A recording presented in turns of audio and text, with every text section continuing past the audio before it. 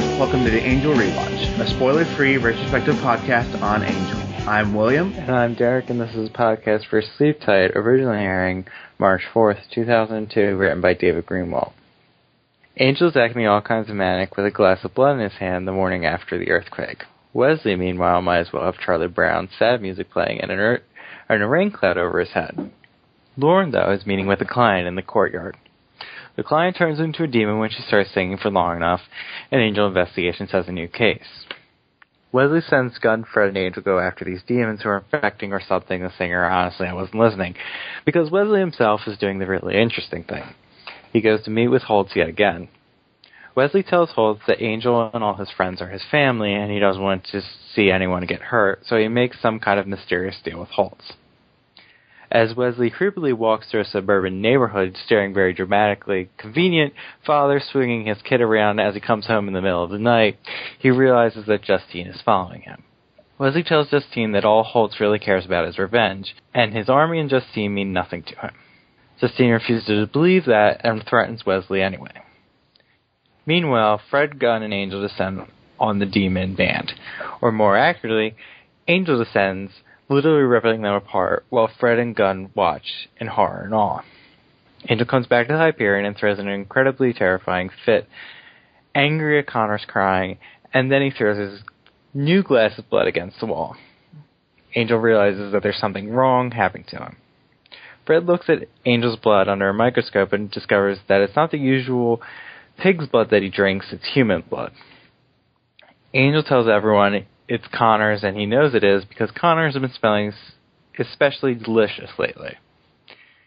Angel figures out that Wolf and Hart/Lila are behind it, and he goes to confront her. In a gray scene known to man, vampire, and demon, Lila and Angel confront each other, but they are interrupted by Sajan, who thinks Lila and Angel are working together now. Sajan then lays all his cards out on the table, but Angel confesses he has no idea who Sajan is, or what he could possibly want with him.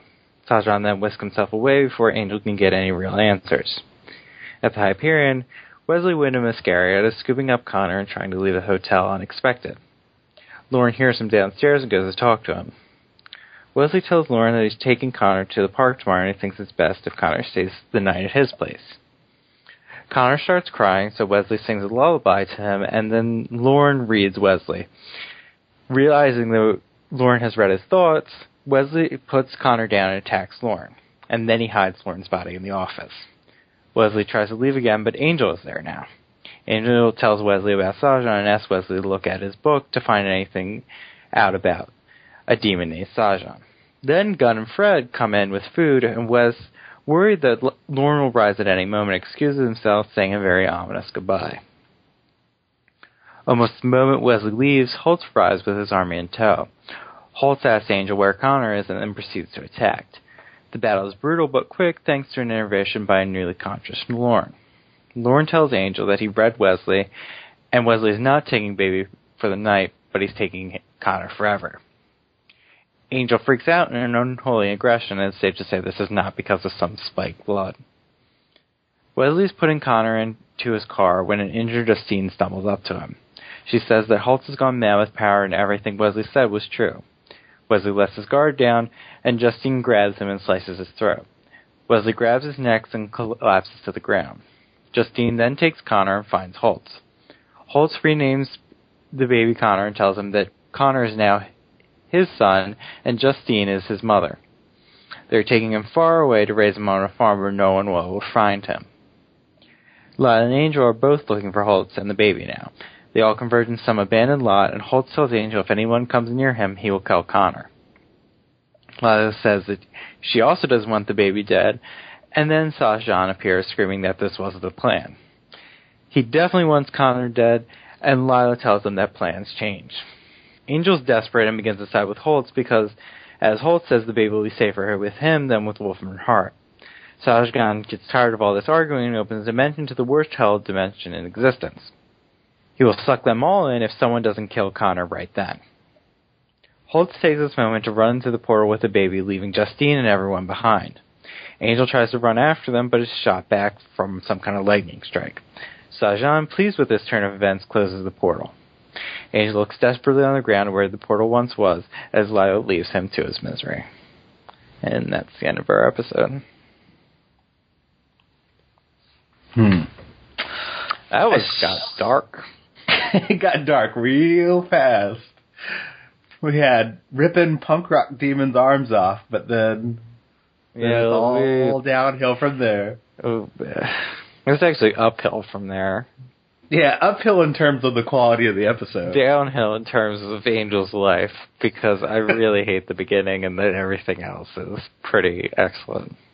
Yeah, I agree. Well, the beginning's all right if it's about Wesley. If it's not about Wesley, it's terrible.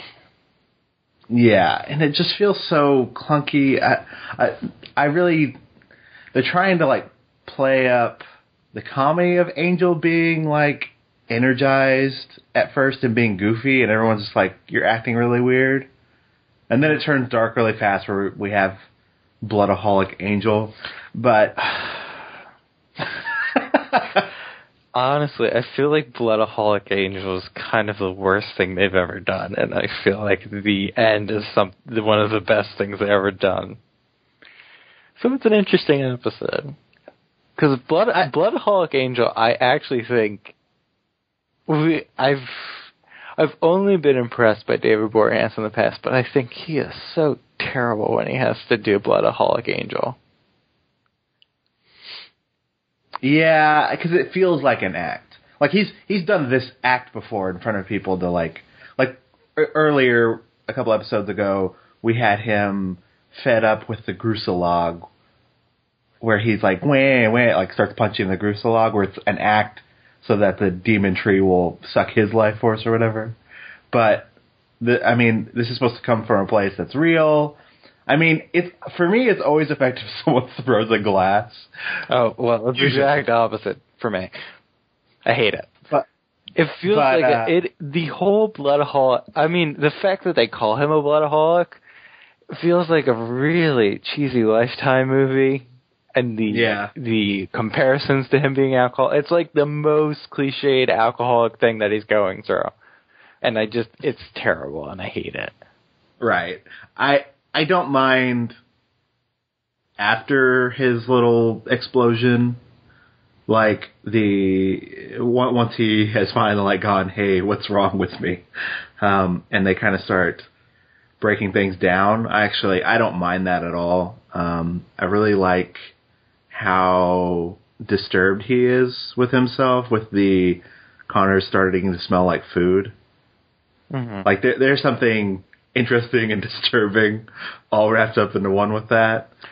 There's a couple positives to the Bloodaholic thing. One, it explains they've done a good job of having, it was definitely in the last episode, I think it might have been for 2 episodes, that Angel has had a glass of blood in his hand, and that's jumped out to me because he almost never drinks blood, and if he does, we don't really, and he certainly doesn't drink it as much as he's been shown drinking it. Yeah, they've laid that seed in pretty organically. I did like that you could pick up on it because they started ramping up every time, like every scene he was in, he had a glass of blood in his hand. Mm-hmm. They didn't really, he was drinking a lot, but he wasn't acting too much differently. Until this episode. Oh, yeah, until this episode, yeah. Yeah. Because he's acting differently in this episode, for sure. Yeah. And it explains why Lila took the blood, what she said, it's confirmed now that the prophecy is pretty much all Lila, correct? Is it? I don't know. She's definitely, I got this, I don't know. I was definitely getting the feeling that if maybe the prophecy isn't her, she knew about the prophecy and was manipulating events to make them think this was about to happen. Because she is the one that gets Angel to act erratically, and I have to think somehow she caused that earthquake. There's that, or who cares? Or Sajan's behind it. Sajan, we learn now in this episode that Sajan can't. He can't interact with anything, but he can open gigantic gaping hell portals, so he has some measure of power. Yeah, I'm glad they dealt more with Sajan. How do you feel about... I mean, they finally give, like, almost all of his backstory information. Like, I don't necessarily... That's true. Well, I mean, they give more than they've ever done. What if his plan is, right? They have the information dump with the scene with Lila and Angel, and then at the end you get that he wants Connor dead. Mm-hmm.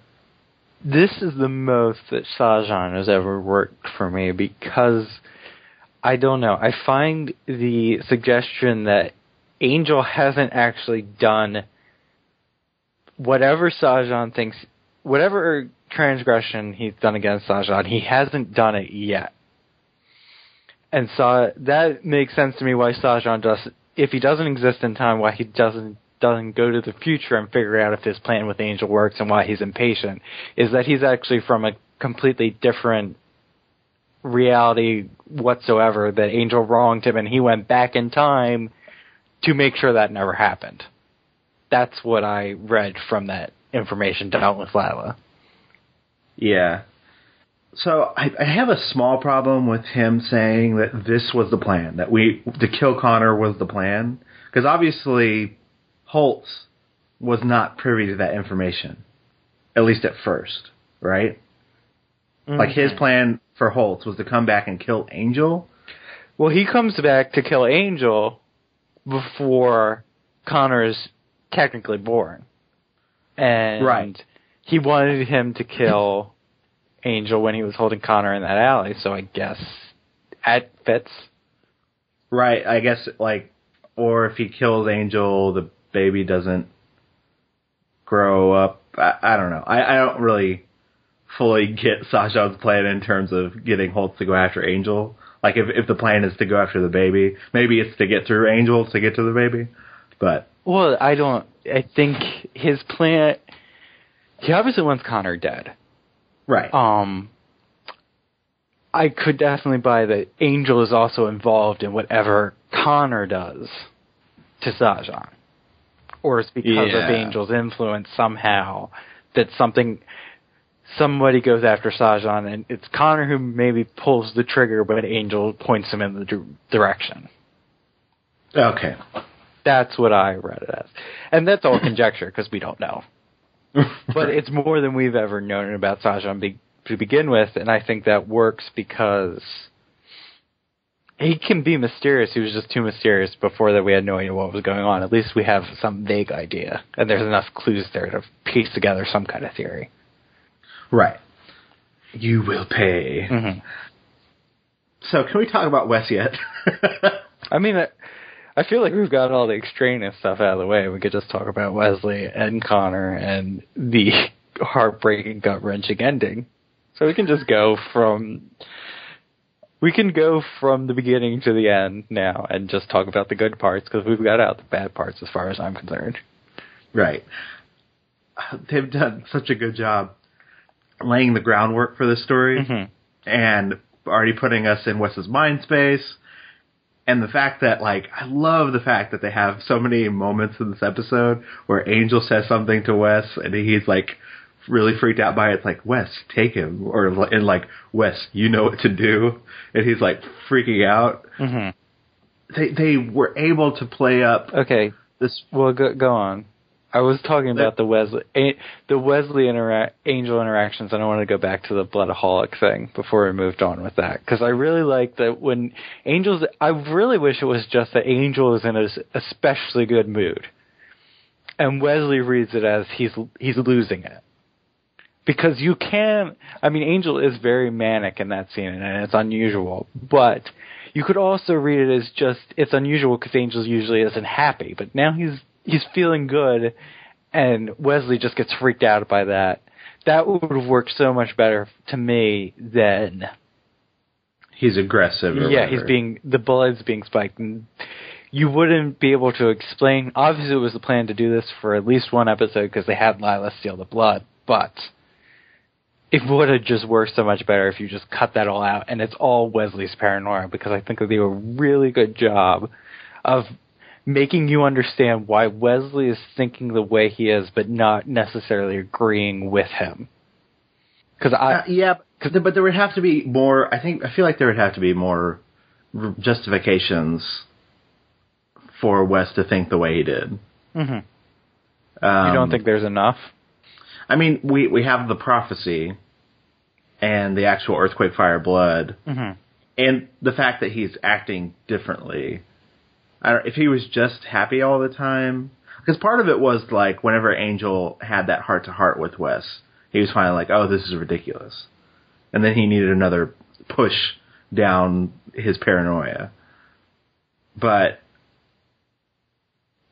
I think, yeah, it definitely, it still needs more to have Wes act the way he's acting.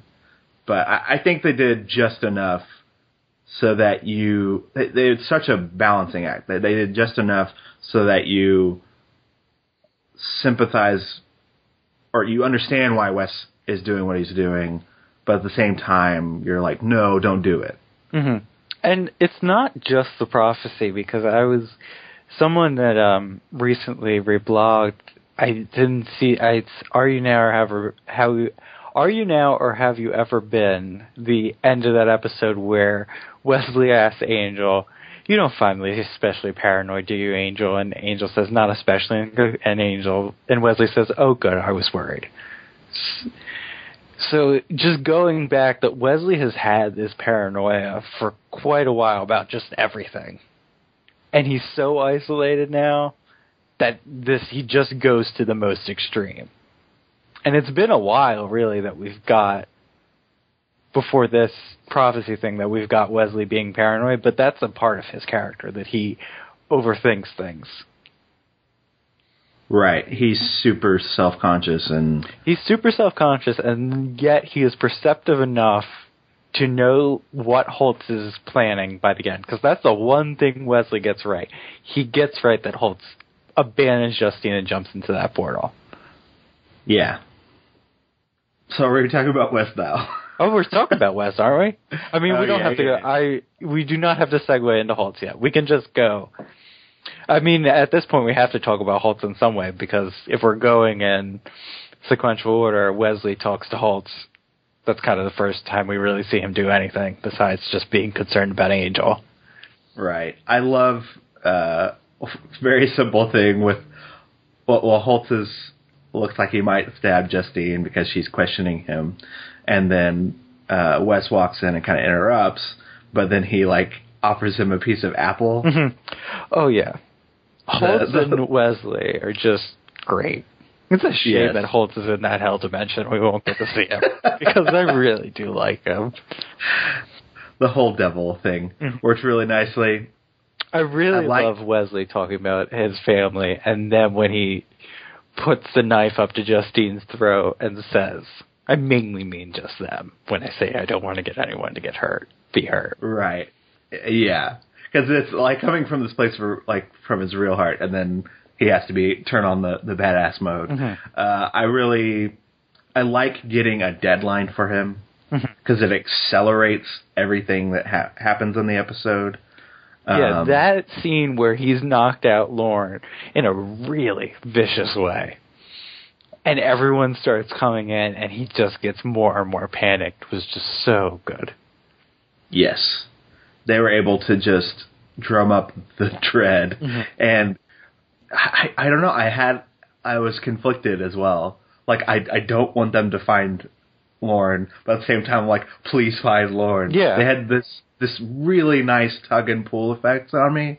Because I don't want Wesley to take the baby, obviously, because he's doing something that is just going to be wrong, and even on Rewatch, this works so much better and differently on Rewatch, knowing that Connor is about to be taken. Whereas First Watch, I obviously had no idea that that's how this is going to end. But you know that Wesley's going to take the baby, Wesley's going to get a search that they're going to take Connor, and Connor's going to end up in the hell dimension away from Angel on Rewatch. So you know all that's coming, but still, for some reason you want Wesley to get out of there because he's just so panicked and vulnerable at that moment when Lauren's in the office and everyone's coming in. Right. And I love how it's so plain, especially like when Fred and Gunn come in. Mm-hmm. Like business as usual. But underneath all of that, like he's so desperate. And if you could just read it, like, come on, somebody pick up on it. Mm-hmm. Somebody pick up on it. And it still works because he's uncomfortable being around Fred and Gunn. They've done a good job of him being a douchebag around them, so they're not going to pick up on him just not wanting to be in the room with them, because that's what it comes across as. He doesn't want to be in a room with them, and then they come into the room. So when he's panicking and just like, I want to get out of here, that they can excuse it away that way. Like, right. Wesley's behavior doesn't come off as too much of a red flag. Plus, he's been acting like this way for quite some time. Mm-hmm. So it's not out of the blue. Mm-hmm. Yeah. I mean, he did his groundwork, too, when he was like, maybe I'll take Connor to the park sometime. You know, he'd really like that. Mm-hmm. I liked Angel talking afterwards whenever they're talking with Gunn and Fred about how he won't be able to sleep because now that it's like his first night away from Connor. I can't. Yes. I can't. I don't even want. I can't. It's too much. I really don't even want to talk about the end because it's just too much for me. Yes, on Rewatch, this scene in particular has much more emotional resonance because Wesley offering the baby to say goodbye to him.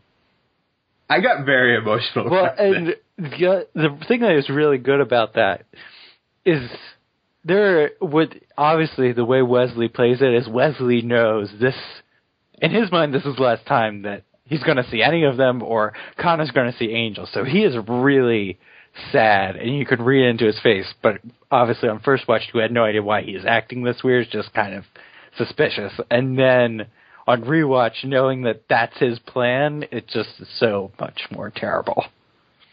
Yeah. And, oh, God, like every little thing. And you can see the pain on Wes. Mm-hmm.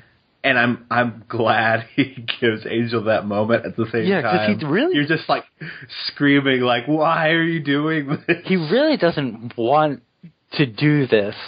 He's not happy about it. But he feels like this is the only way that everyone is going to be safe. If he takes Connor away, then Angel doesn't kill him because obviously Wesley thinks that Angel wouldn't purposely do this. Angel's not in his right mind if he went after Connor. So he's just protecting everyone by just removing Connor from the situation. Because I think it's in feedback of what actually was Wesley's plan. And my theory is that I think he probably it's up for debate. I don't think he actually thought that Holtz thought he would let him have the baby. I think he might even agreed to let Holtz get the baby, but he was just planning to leave anyway. Oh, interesting. I didn't necessarily read that, but I knew that he knew. I knew that Wes knew Holtz's ultimate agenda because he's definitely on guard every time he's there. Because I just don't see a situation where Wesley hands over Connor to Holtz. That doesn't make any sense to me. Right. No. He just... And I don't see Holtz just agreeing to be a diversion. Right. Obviously, and I think... I mean, in the scenes with Wes and Holtz, it seems like Holtz is going, you need to get the baby out of there or he's going to get caught in the crossfire, is the way that I read the conversation. I mean, we're really just... That's all that Kathleen's comment is, so we might... Okay. Well, we'll hold on to feedback with that. But, no, I also really like the use of Justine with Wesley. Because we have the 3 different interactions with her. First in the Holtz meeting. I don't like her. No, I don't like her. And, in fact, I was, like, cringing at the acting of her training the other recruits. Oh, yeah. She's terrible. Yeah, it was bad. And it was sad because I I thought she had something in previous episodes, but that was pretty bad. Well, who cares about her now? Holtz doesn't. Push. Which I don't know how that works anyway, but whatever. I don't know how pushing Justine kind of in front of him lets him get in the part. Whatever, it's weird. Anyway. Wes, first interactions of him talking about his family, or their second interaction when Justine's tailing Wes, I think works really well. I like Wes being honest with her. Like, he's a very, he's an honest person, which is sad because he's lying to all his friends, but he's able to, like, be honest with these people, and with Justine, he's like, hey, you need to be, like, he even has a line of, like, you know, be careful. He's completely perceptive on everything that's going on with what Holt is doing and how he's using everyone. But yet can't see that he's being played. Right. Which I really like.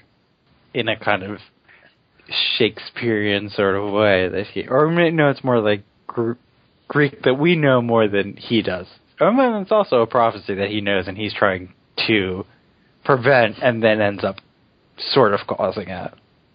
Right. In a way. Even though Angel doesn't kill Connor.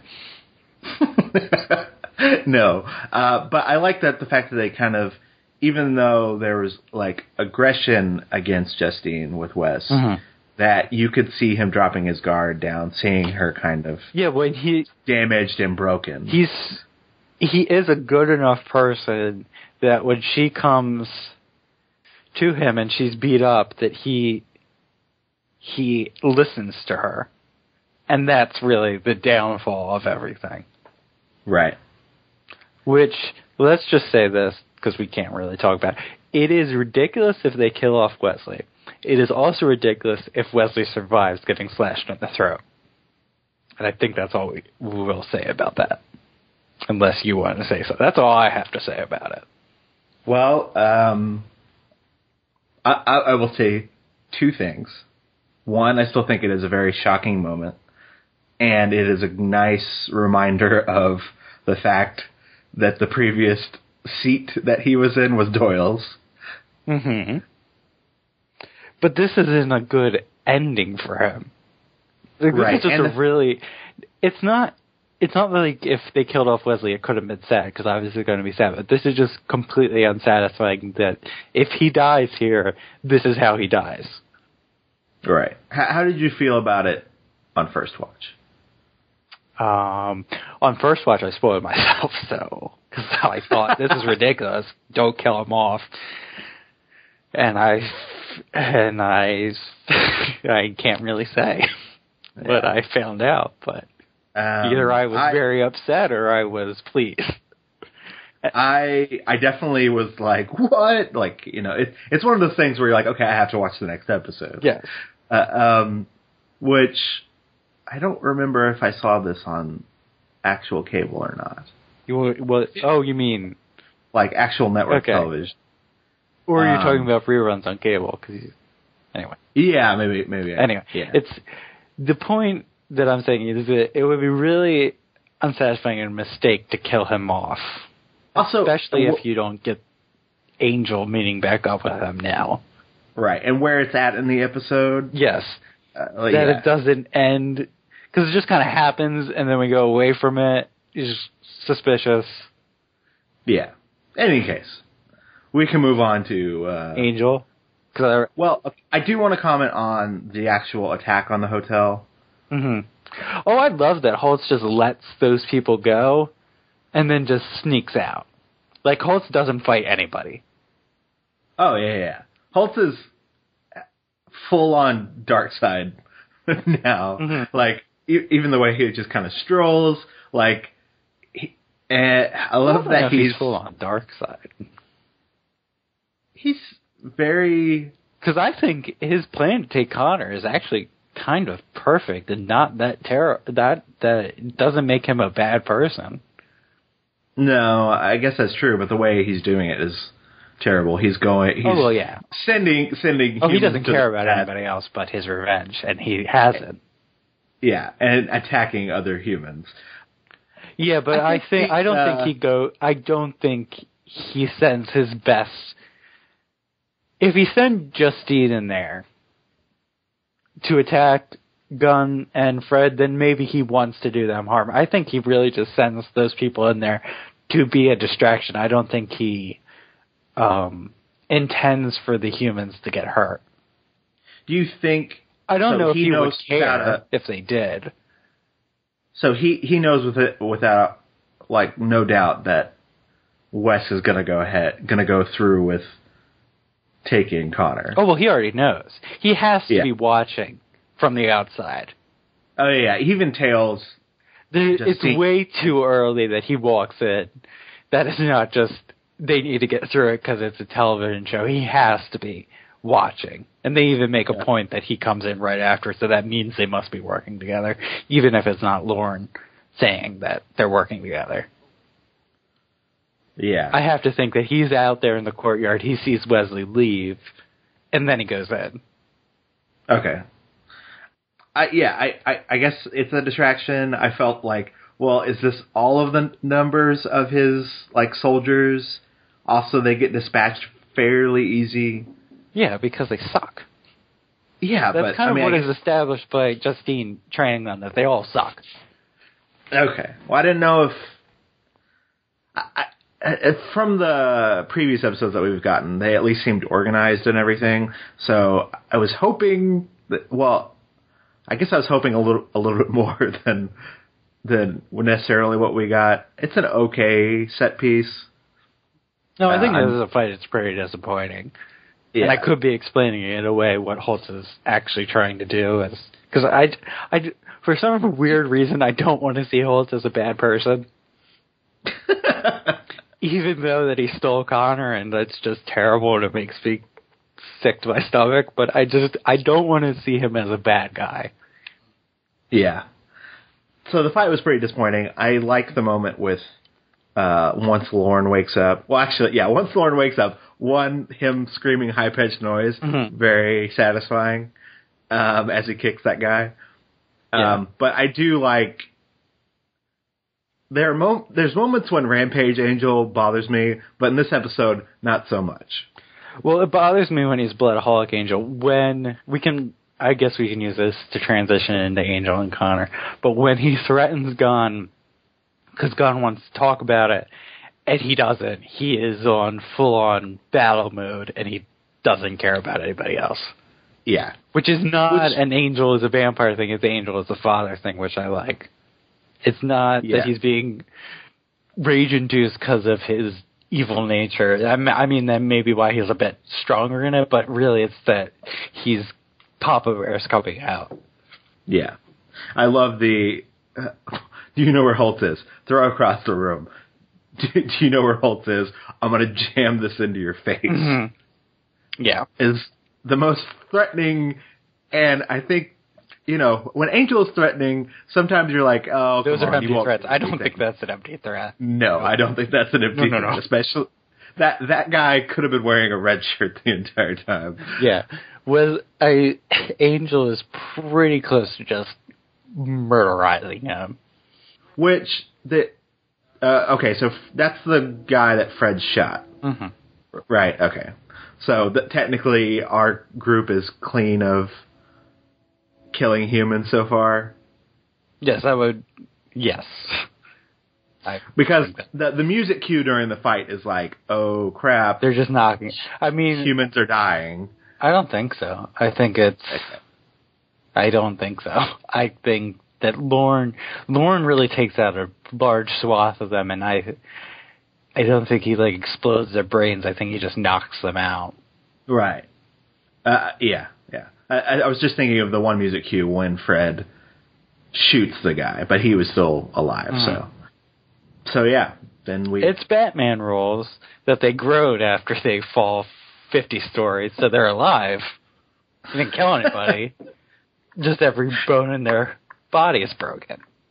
Right. Do you find it... I mean, so Lila knows enough of the plan that she's also tailing Holtz.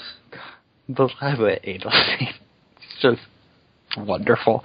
Anyway, what about Lila? No, well, the fact that Lila has, like, amassed an army to She's amassed, like, Holtz. 4 guys with guns. And a couple of Humvees or whatever. Yeah. Good enough. Oh, God, can we talk about how bad the, like, head sergeant's acting was? Or can we talk about how bad he is at his job? I really wish Lila just took the gun and just started shooting, because it probably would have been more effective. I did like him going, yeah, and then, yes, sir, because she, like, gives him the evil death stare, which then I could have seen her taking the gun and shooting him. But then there's no real standoff. No, it is a bit odd that she is so on top of things, but then it's also Wolfram Hart, and I can buy that Lila is just waiting for something to happen. Or maybe Sajan knows more. Yeah, or she has some kind of lookout just now that things are getting serious at Wolfram Hart, that they alert her, and she's ready to move. So it is a bit weird that it's not set up, but they've established enough that Lila gets things done and has been involved in this plan for quite a while, that she's not just going to sit in her office. I mean, she hires terrible people for the job, but she is on top of things. Right, well, Holtz being sneaky is not new, so he just gave those guards the slip. I'm more talking about the standoff when that guy just is useless. Well, yeah, everyone's a little bit useless with that scene. Well, when they finally get to... Well, it's useless because... Angel's useless because he can't... He's stuck between the two of them. And he can't go near Holtz because I think... As much as I think Holtz's ultimate plan is just to keep Connor away from Angel, I think he would snap Connor's neck if he had to. Right. I think you're right if he had to. Mm-hmm. When he goes... When he does the maybe I should just do it. Mm-hmm. That's just him keeping Angel back as much as possible. If Angel went for Connor, Holtz is going to kill the baby. Right. But he really doesn't want to do it.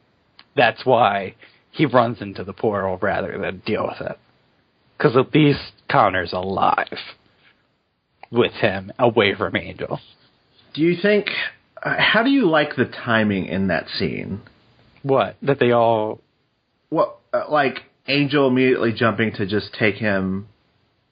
I mean, it's very... Do you mean the convenience that they all managed to get there at roughly the same time? Yeah, how they have to kind of rush things along a little bit. That doesn't bother me, because at that point I'm into the episode, so... Yeah, I mean... It's obviously, I mean, a lot of stuff has happened in this episode. I just, for something felt a little strange to me, like how quickly Angel switches to take him. Mm-hmm.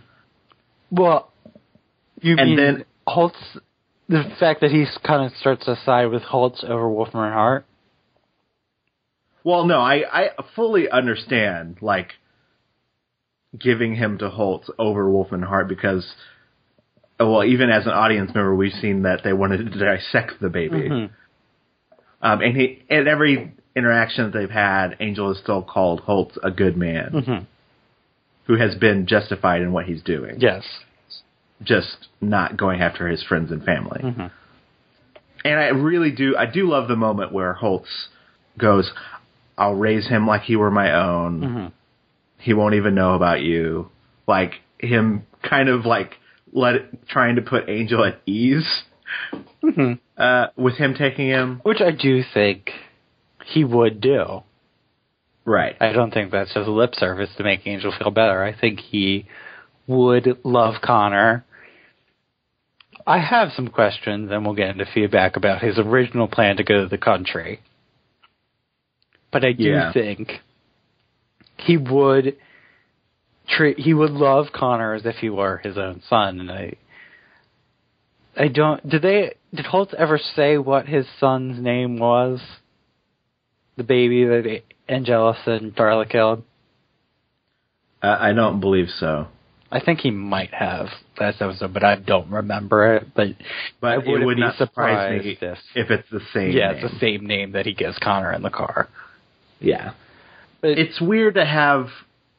they give a lot of information, both in the sense that Holtz gives all his cards out on the table, like, this was the plan all along, I was going to take the baby, and your name is blah, blah, blah, and we're going to Utah. Mm-hmm. It's also weird that Sajan shows up in that moment to then lay his, not his final card, but his ultimate goal, which is he wants Connor dead. Yeah. Which is weird that he can hear. Because in the previous scene, he says he doesn't get the audio, he just gets the video. Or is it just sometimes he just gets the video, not the audio? Yeah, I think it was a sometimes. Okay, whatever. Effect. Whatever. Yes. Exactly. we need Angel to meet him and figure it out. Mm-hmm. So otherwise they're never going to find the man behind the curtains. That is very generous that you're calling Sajan the man behind the curtains, because he is not very effective, despite the fact that he opened gigantic hell portals. Yeah, they finally gave him something to do, mm-hmm. which helped. I don't think it helps. I think he's still a loser. I just find his plan interesting now that the thing that has happened that has turned him against Angel hasn't actually happened yet, and his plan is to make sure it never happens. Yeah. That's a cool idea to me. Yeah, it is. Well, there's lots of cool things you can do with time travel. Mm-hmm. Effectively, he's the reverse Flash in the first season of The Flash, except not nearly as interesting or charismatic. I like the effects of the him opening the portal. Like, it looks like it's like been ripped through, kind of like mm-hmm. paper. Like, they have that little flap going. Mm. Like you've literally ripped into the dimension. I thought that was still really cool and effective. That scene's very strange, but ultimately I do like the kind of standoff that's going on, and Angel having to switch sides, and he's having to protect Holtz in that moment because he has to protect the baby. There's a nice back and forth going on there. It's a little strange with the Holtz pushing Justine and then running into the portal in slow motion. Which, how does that stop them from shooting him? Doesn't. Right. And the lightning that strikes Angel, obviously very convenient. Yeah. But ultimately... It's a limit of one and a baby, and that's it.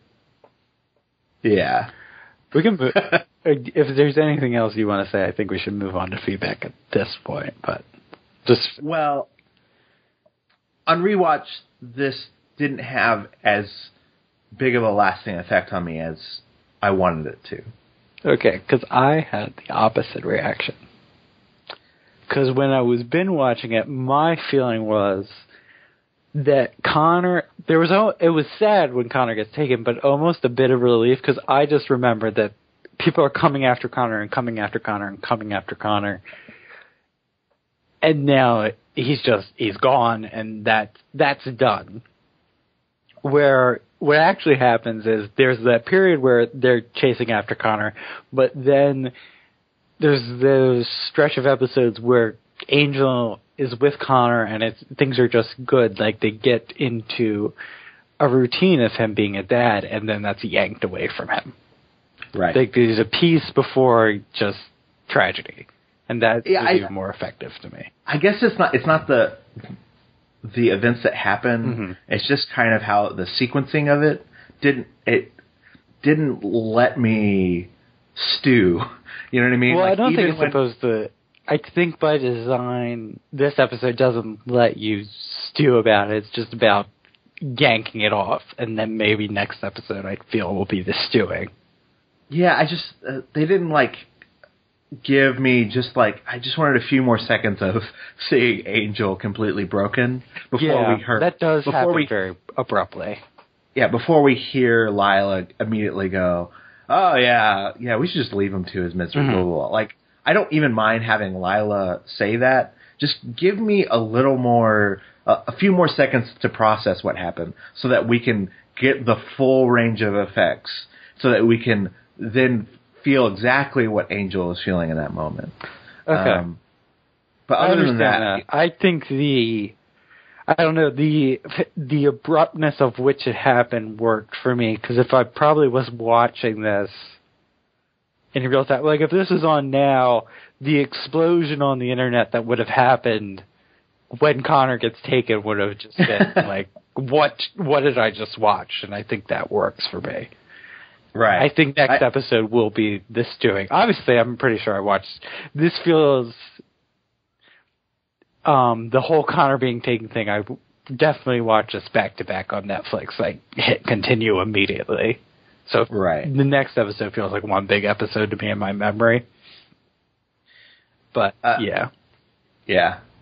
I also, it's kind of funny the Sajan line of like, "Have a nice summer" when he leaves. Mm-hmm. But and also it's March. Yeah, but I also like just a small side note, but the music in that moment of Broken Angel is actually very, very good. Okay, but now we can move on to feedback. Yeah, E-rate. So first we had Canum, who had his through question. So he said, so he's finally willing to accept that Wesley at least believes his prophecy was legit, if only because it sends his story in an interesting direction. How about for you guys, does doing something interesting with Wes help you forget and or achieve the poor accuracy of this show's previous pathetic portents? 2.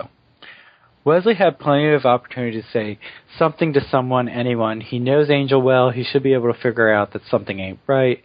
These people are a team and a family. Fred and Gunn are willing to give him the benefit of the doubt. Why doesn't Wesley say something? He could still turn Weasel if it didn't work out. 3. Lila needs better henchmen.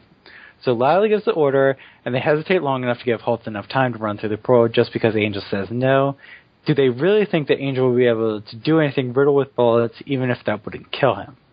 Beyond that, this is pretty dang cool, and I gave it a 75 out of 100. So thank you, Canum. I guess we'll just take them in order. Well, the first thing is, yes, it works for me, even though I don't believe... Because the prophecy doesn't matter to me. It is what I believe that Wesley believes it, even if I don't. Right, and I think they've done a good enough job of giving you reasons why Wesley would. Mm-hmm. And honestly, yeah, the prophecy has a foreboding tone to it, but the interesting thing is seeing what this man does when he believes it, and he has to betray his friends and family. Like that's where you're getting all of the drama from. Mm-hmm. And the other thing is just outside of prophecies, there's just Wesley's general theory about how things work. If it's written down, Wesley is the type of person who believes it. Where Angel is more agnostic when it comes to prophecies and things, Wesley believes them as long as he can. If there's some kind of evidence, then so far, maybe that's going to change now, but so far he's believed the things that are written. Right. He's so in his own head, I guess is the nice way to say it. What is up his own butt? Yeah. Okay. You can say ass, too, I think. I did. But I think that answers question 2, why he doesn't say anything. He's so... Yeah, I love the contradiction. He's so perceptive, yet he just can't see the right course of action. Mm-hmm. There was a small moment in the episode where he talks about hating Holtz, but he also hates himself. Mm-hmm. And I think a lot of that still plays into why he does the things he does. I don't think he's not talking to Gunn and Fred, if we're moving on to question 2, because I feel like we are. Sure. He doesn't say anything to Gunn and Fred because he's a douche. And he's all wrapped up in his own feelings about it. I think the reason he doesn't say anything to Angel is his belief is that if Angel does something to Connor, it's obviously not going to be Angel in his right mind, because he still believes that Angel is a good person. And that's kind of the thing that comes across in that, well, it does come across in that scene with Justine, that Angel actually is noble and good, And if something happens, it's not going to be Angel deciding to kill Connor. It's going to be something else affecting him. It's going to be Angelus taking over or something. Right. So that's why he doesn't say anything to Angel, because there's really no point in saying anything, because Angel obviously is going to disagree because of where he is right now. Right, and there is no way that Angel would ever let anyone take Connor from him, except that, they asterisk what happens at the end of this episode. Well, he allows he allows Wesley to take Connor under the assumption that they're going to the park, and he thinks it's probably also a good idea because of the spiked blood going on. Right. But also, giving the hope, because choosing between your son's death or him being raised by someone else. Yes. You would choose the lesser of two evils. I do think it's strange that Wes took the opportunity to go out of his brooding to complain about Fred and Gunn's use of the company's cell phone. It's not strange to me. That's just him at this point. God, I did not need that. He's just although terrible human being when it comes to that. Well, it's nice because you get the very cute Fred and Gunn. I think that's adorably cute. Yes. And if you're not on Team Fred and Gunn, you would definitely have the reaction of Wes. You'd be like, that is a good point. It is so sickeningly cute that Wesley, where he is just going, shut up. But, so basically I think it comes down to the fact that Cordelia's still not around. If Cordelia was there, this whole thing plays out differently. Because Wes cannot be more obvious that something's going on. And I think Cordelia is the only other person that's perceptive enough. Yes. They are both very perceptive. and Lauren, for that matter, is pretty perceptive as well. Which, this is the first time we've really seen the two of them interact, and of course he immediately picks up on it. Yeah. We've already talked about Lila's terrible henchmen. I do think, though, that if you riddled Angel with bullets, I think... So, I don't know how adrenaline works. If he's dead, he has adrenaline. But I think he has enough adrenaline in him that's not going to... that really isn't going to bog him down too much. Yeah, it's weird, again, how that whole standoff is structured.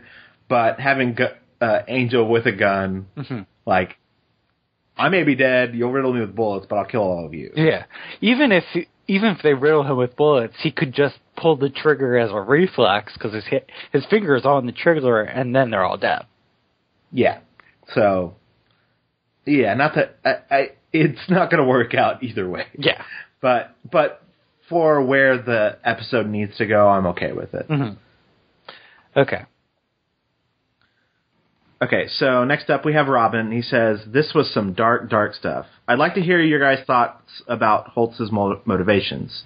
Did he decide that it would be better revenge to take Angel's son from him, or was he generally trying to protect an innocent child as well?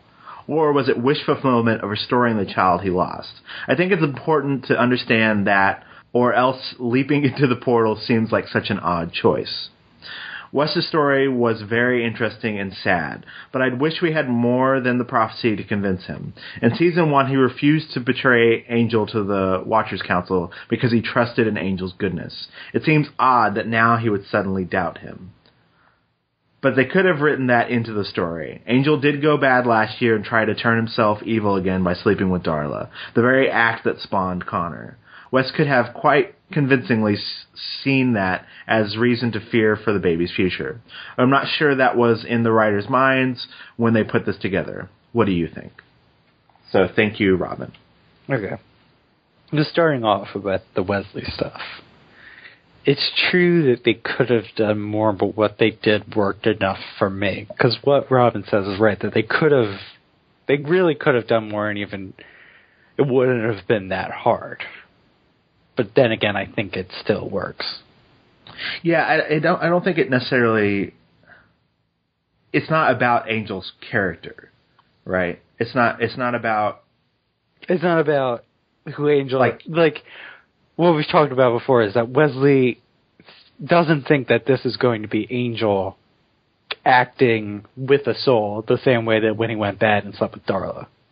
Right. It's like something that's going to be done to him that he will unknowingly do it, or something supernatural will take him over, or whatever. I think that's what Wesley reads his manic state as, that he's not in control of his actions and something is happening to him. Because he only sees the manic, he doesn't see the aggressive part.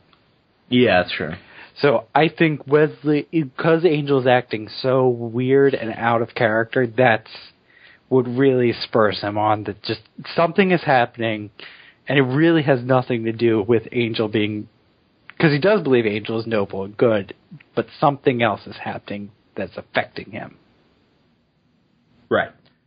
And I think they did lay just enough groundwork there that you can ride both sides. That's what I love.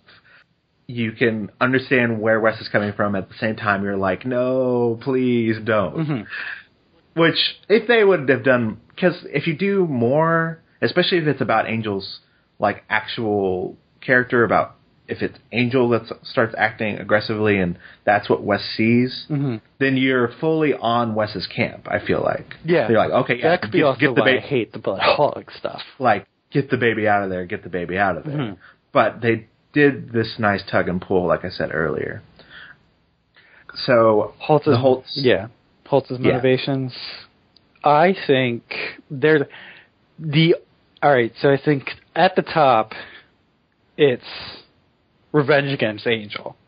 Right below that is actually restoring the child he lost. But ultimately is about what can I do to hurt Angel the most. Yeah.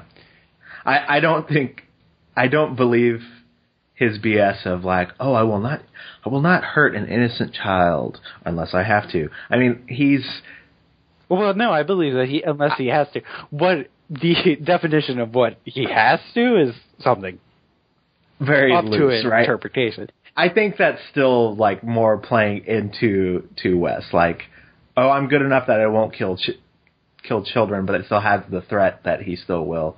I think it comes down to like, I need to plan the perfect revenge, which is the perfect revenge to me.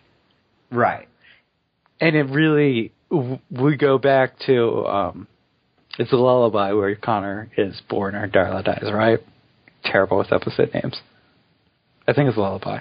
Anyway, it's not important what the episode's name is. The one where Connor's born, where Holtz tells Sajan that he will show no mercy. This really is showing no mercy to Angel.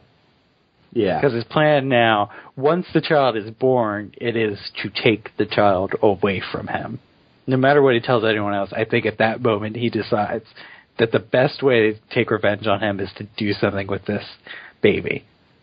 Right, like you took my family away from me. I'm going to take my family away from you. Like if you look back to Lullaby, the end of that episode, he lets them go, and knowing what we know now, it could be like, okay, the wheels were turning. The way he protected that child, he loves that child. I'm gonna get back at him the same way. And I do think he wants to kill him as well. He's going to take Connor, and then he's going to... If he had his druthers, he would take Connor and then kill Angel. I don't even know, but I think it's much more effective. Well, he wants letting Angel live. Maybe. Well, just for a bit, but I think he also wants to send the soul to hell, as he has said before. Because his perfect torture is literally having Angel reenact his own life. I think he will let him live for a period of time to suffer, and then he would go after and kill him. See, I don't necessarily believe that. I think it is more like, okay, well, in my life, you killed my entire family, and then I hunted you for over 2 decades or whatever. I forget exactly the time period of how long he was hunting them down. But I was hunting you over a decade, and I became this empty shell of a person. Now I'm gonna have you do the same thing. I'm gonna take your family from you. You're going to try and hunt me down, but be unsuccessful, and just kind of have to be a failure. I don't know. I think there's something powerful to that. But there is a deadline, obviously, for Holt and Connor. For how long is going to happen? If he just wants them to have to suffer endlessly, he can't suffer endlessly. Or maybe he does with his plan to go to Middle America, which makes no sense because it has to get dark sometime. Right. And I don't know if there was maybe even... I mean, he's super manipulative and a cult leader, so there could have been even more stuff going on. You know what I mean? It's hard to read his exact motivations, but... Well, I think the reason he jumps into the portal is it's more important to let... There's one thing for him to just take Connor, and Angel knows that he's with Holt somewhere, as opposed to jumping into the hell dimension where there's no way that Angel can get to him, or presumably no way that Angel can get to him. And Angel just has to wonder for the rest of his eternal life what happened. Yeah. Because I do think that his plan maybe was to take Connor and maybe, I don't know, run for a while, but it's interesting that he wanted him to fail. But I do think that he also wanted to kill him. Now, he's given this portal, and the ultimate thing is just to make Angel suffer. And what is going to make him suffer more than just running in there and Angel can't know anything? There's no way he can get to them, and he just has to think. It's not even just like a child going missing in the real world, because presumably it exists somewhere on the Earth. This is completely different dimension. Right. There is a chance you can find them if they're on Earth. There is no chance whatsoever you can jump into a hell dimension that is the worst place on Earth, or not even the worst place in the universe, multiverse. Yeah, that's how Sajan describes it. It's the worst hell dimension, the Kortov. I don't know if I have anything more to say. Someone later brings up Holtz's plan for Utah. Is that correct? I believe Joseph does it, yes. Okay. Then I'll have more to say about it later. Okay. Or maybe it's Kathleen. I don't know. So I remember reading someone said something about Utah. It's Kathleen. It's Kathleen. Well, that's what's up next. So anyway, Kathleen says, this show knows how to go down a dark path. First we have Lila, Wolf from her heart, slipping Connor's blood into Angel's blood supply so he might lose control and feast on the baby. That is a pretty evil plan. It sets up Angel wanting to separate himself from his son, so Angel was fine with Wesley taking Connor in the night. I wonder what Wesley thought he was doing going to Holtz for help. Did he really think Holtz wouldn't betray them all? That Holtz wouldn't have his own plan for Connor other than distracting Team Angel while Wesley escaped with Connor? The way Justine took Connor from Wesley is brutal. It would be interesting to know if Holtz really was only planning to take Connor to Utah to raise him as a son. I have no doubt that Holtz would have known that Angel would have gone anywhere to get his son back, except a hell dimension that conveniently allowed Holtz with a baby Connor through, but stopped Angel with a bolt of lightning. Watching Angel struggle with the decision to let Holtz leave with Connor was heart-wrenching, but it showed he'd do anything to keep him alive, including letting his enemy take his son. I hate to be Wesley at this point, as Angel looks set to be out for blood to get Connor back, so thank you, Kathleen. I hate to be Wesley. Wesley, because he's bleeding out on the gravel. Or grass. Are they in the park? They are outside Wesley's home. She came through the park. Yeah, he has a park. Well, Wesley said he has a park next to his house. Well, there you go. He's in front of the car on the street. So Wesley might, if his neighbors are nosy enough, he might have a chance to survive. Right. Oh yeah. So Holt's taking Connor to Utah. I don't know exactly how successful that would be.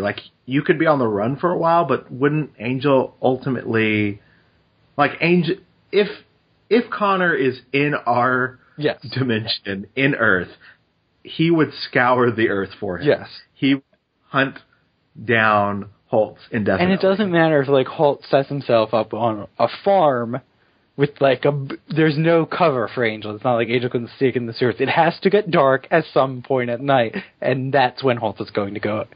Angel's going to go after him, and Holtz has to fight him off. Right. So I don't know what Holtz's plan. It's good that Hell Dimension shows up for him, honestly, because I don't know how the Utah plan would be successful.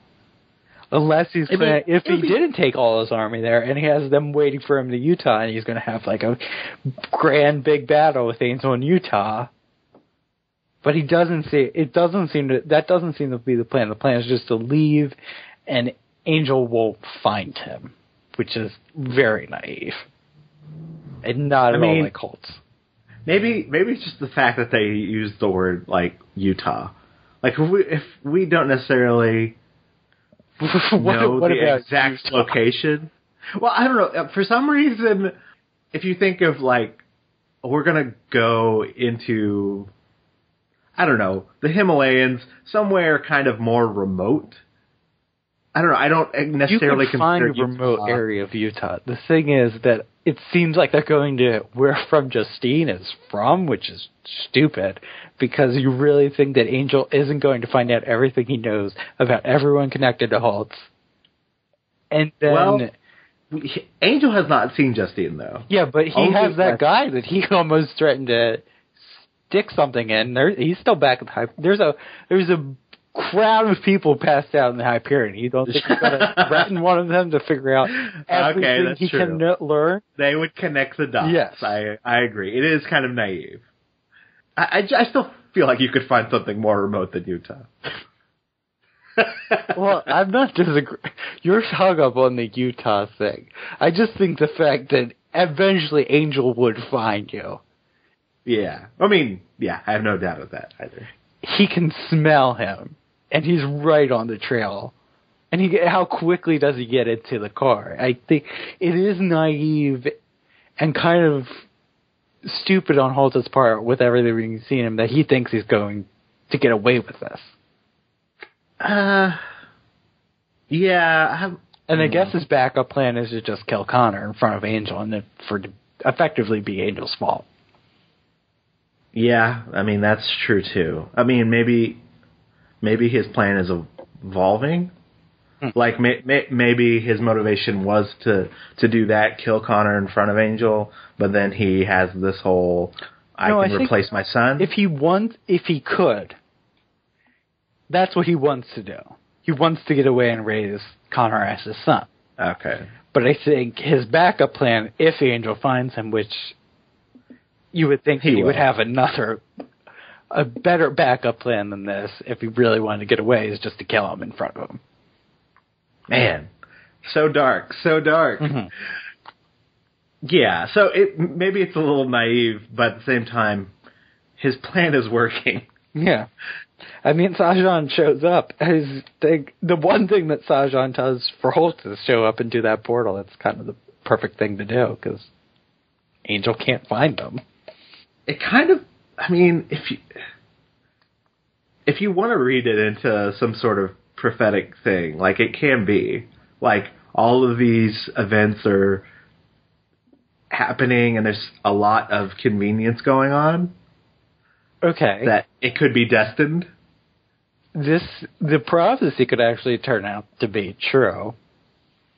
If... It says the father... Loa, which the talking hamburger said the vampire will kill his son. So there's that. For that is certain. But yeah. I was going along the lines that if Holtz raises Connor in this hell dimension, he could kill Connor, or he is now the father of Connor. Yeah. But anyway, okay, no. Whatever. We can't talk about it, but I would be surprised if this is really the last time we see either of them just in the series. I'm just saying. It would be weird if this is the last time period in the seasons we have left that Connor is not at least mentioned in some way. Or that Angel's immediately gonna, like, next episode, okay, on with another case or whatever. Yeah. Or the other thing is they do mention that Angel in this episode has been to a hell dimension, and when Angel went to the hell dimension, time was different in the hell dimension as opposed to the Earth. Yeah. So that is something. Angel got out of a hell dimension. Mm-hmm. Granted, there's no reason to think his son couldn't. I don't know. It will be interesting to see what happens next. So next up we have Joseph, who says, at the end of last episode, I thought they were setting something up where Wesley thought that a moment of happiness with Connor had triggered the curse.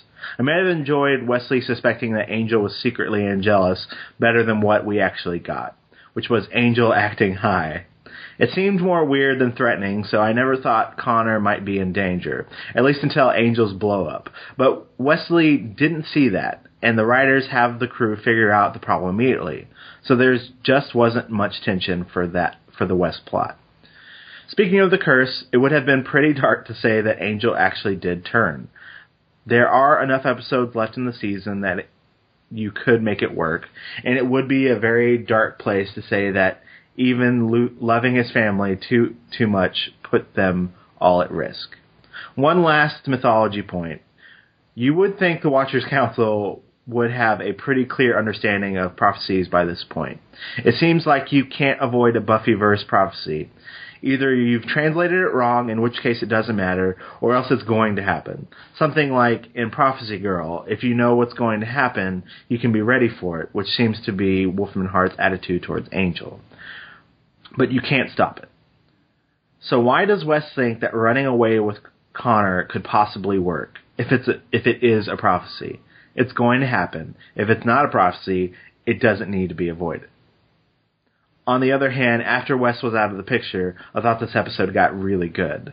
There was great acting by Boreanaz, which really upped the stakes. So thank you, Joseph. Mm-hmm.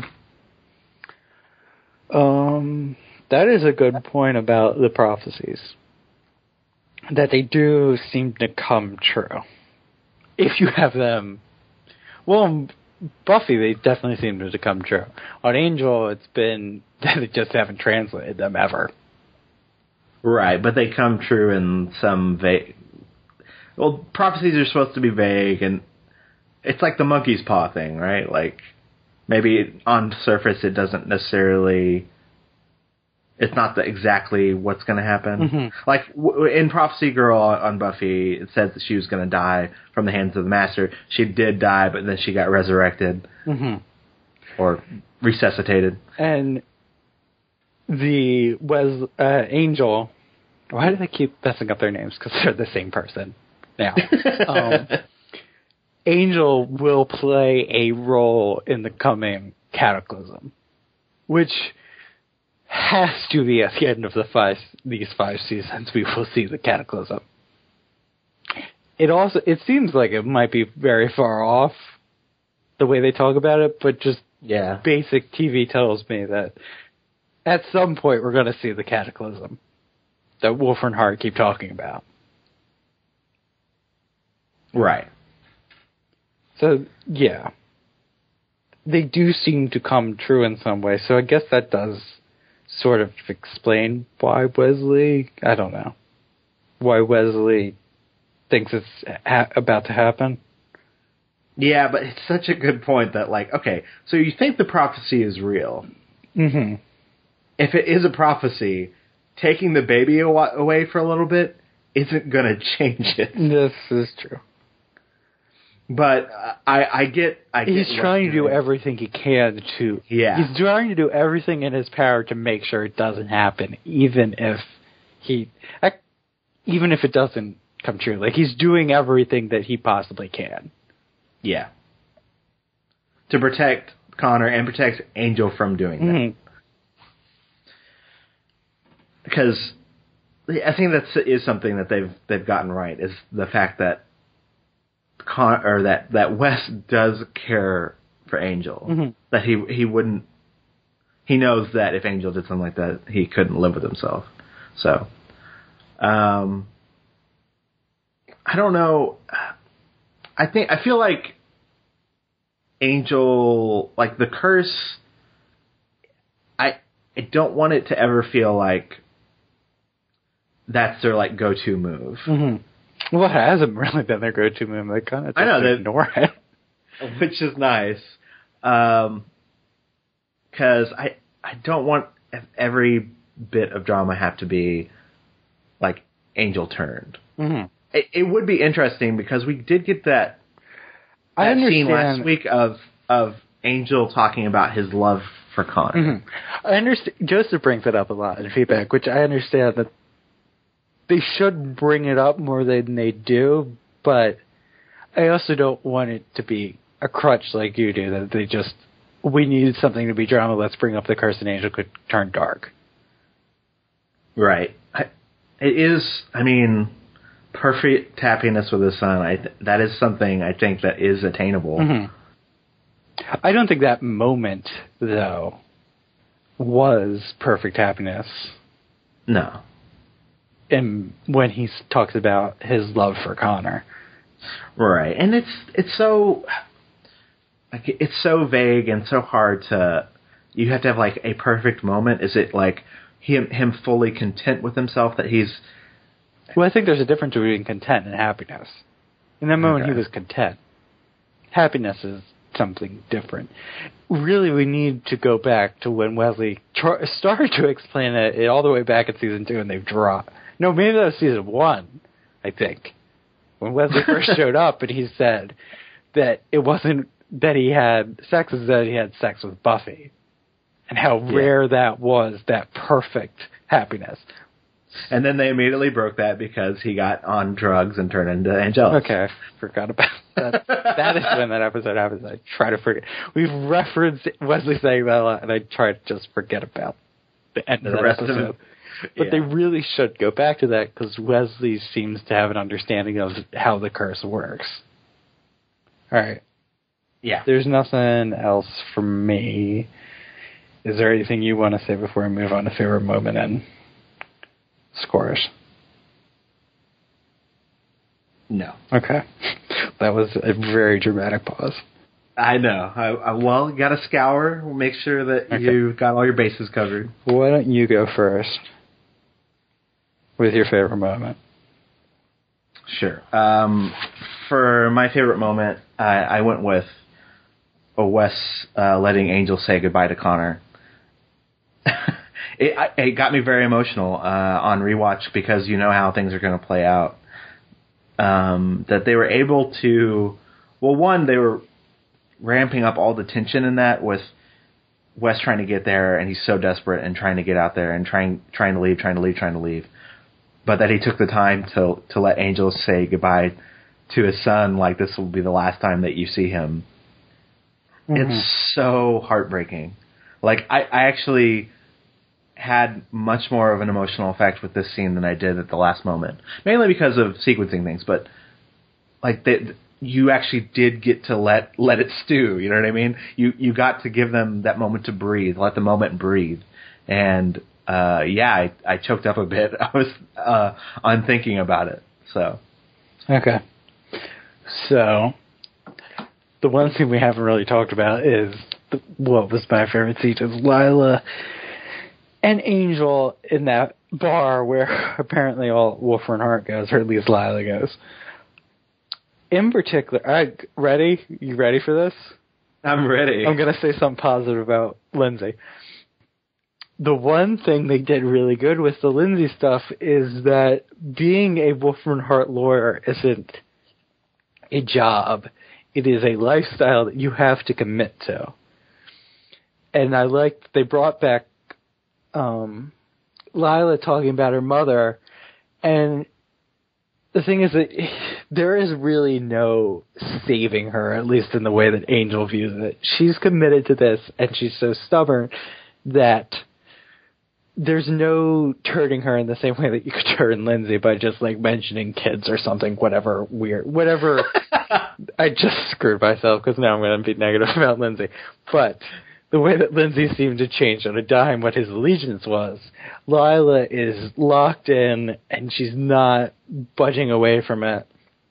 And I just think it is such a good scene of establishing who Lila is in a vision as a villain and what her role is going forward. Because it's not that she's pure evil; it's that she's a human who's become this mask that she had to survive, and she's just on this path, and there's no way getting her off it. Right. I love the back and forth. Mm-hmm. Having Angel, like, even Angel spouts the whole mask metaphor. Like, you know, you start wearing it long enough, you become the mask. It's like, please, I've been this person. Yeah, I am. I really like her reaction to that. It's like, are you serious? Like, this is over for me. I don't know what she doesn't mention Lindsay, but the implication is that I'm not Lindsay and you can't just manipulate me anymore. And you're kind of it. I'm way smarter than you. Like, you can crush my throat, but you're kind of an idiot. Right. And just her plan really isn't anything grander than just messing with him. Yeah, I know. That's so. It's not. It's effective, even though it's kind of dumb. Well, it's really. I mean, it's not much of a plan. You expect something more out of her, but really, it's just this very interpersonal thing that they just clash. Yeah, it's my job. Yeah, that's it. Boils down to it's my job, and whatever reasons, it's devoid of emotion. Well, and I like how devoid of emotion. It is devoid of emotion, but it's also he threatens her a lot. So why wouldn't she want to just screw with him? Right. Like he has done enough to her personally that I can buy that it is a little bit personal for her, but it's also her job. Like, I won't ever kill you because I'm not allowed to kill you, but I will make your life hell. I really do love how that that scene starts mm-hmm. with her staring at the mirror. Mm-hmm. I thought that was very effective. She's staring at the mirror and she starts talking, and we know she's talking to Angel, but we don't actually see him until it flips around. Yeah, the cat hiss. Mm-hmm. Isn't that kind of special kind of creepy? Mm-hmm. Well, she is a special kind of creepy. Yeah. Do you have anything else that you want to talk about in the moment? No. I just like that she's three-dimensional with being evil. And I think that's a good... Like, there's no kind of sympathetic backstory to her. It's not like they mention the mother, and it's not like everything she's done for that. Maybe at one point it was. But now She is so committed, and she's become that mask that there's no turning back for her. Right. I like the mentioning of the mother mm-hmm. because it ultimately doesn't matter. Like, you're like, this is probably how you got down this path. Yeah. Kind of like Lindsay was in the beginning stages of that, and he pulled away. Right. She's already there. Yeah. Yeah. Also, side note, once Sajan shows up, I really like Angel going, so you're in cahoots. Why? Because you just like Angel saying cahoots? Cahoots, and he's generally funny in that moment. Yeah. Well, it's the one thing. I mean, Angel is kind of tranced in that moment, intellectually, by her. Yeah. And he does get a little bit of gusto back, needling Sajan. Because he's so easy to needle. Right. All right. Scores now. Scores. Do you want me to go first? Because I feel like you're hesitant. Yeah. Okay. I gave this an 83.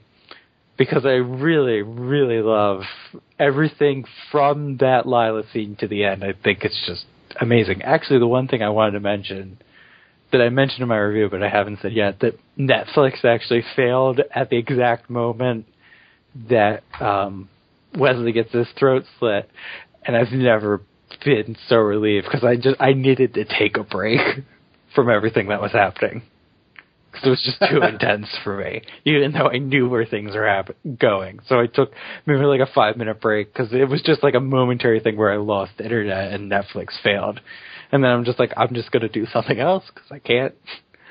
So just from that, and then I would have given it into the 90s just for that last, but I really just hate like the first third of this. Yeah. If it's not about Wesley. So that's why I ended up with an 83. Right. Which is probably more generous than if I actually averaged out how I feel. But go ahead. See, I'm conflicted because I'm kind of averaging out. Okay. The highs in this episode are much higher than last week's. Mm-hmm. I think last week's episode was a much better constructed episode. I would agree. From beginning. But the highs are so great. Mm-hmm. And I kind of, I hate the beginning of this episode. I hate punk rock demons. I appreciate the fact that it's trying to be like, oh, maybe this will be just a case of the week episode to kind of lull you in. Oh, and then did you? Because I didn't. No. I appreciate that maybe that's what they were going for, but it didn't. Yeah. I hated the beginning, and to me, it kept coming back to man, I wish we had more time. Now, they ramped up beautifully, and we had these really emotional moments, and then the ending just didn't have the punch I wanted. There's something about the timing and not letting the moment breathe, unlike, say, the West letting Angel say goodbye moment. Okay. But I ended up giving this a 73 out of 100. It's higher than I gave last week because of the highs. This could have been amazing, yes. But it could have been the best episode. Yeah. And it's not. I think I like it more because I like the abruptness of the ending, that it's just Connor is taken. Yeah. And if there's no way that next week is not Angel. All right, Cordelia's back, she's got a vision. Who cares about Wesley bleeding out? Let's do this. So, what son? I don't have a son. Which, it's going to be interesting, how long does it take them to get back to a status quo?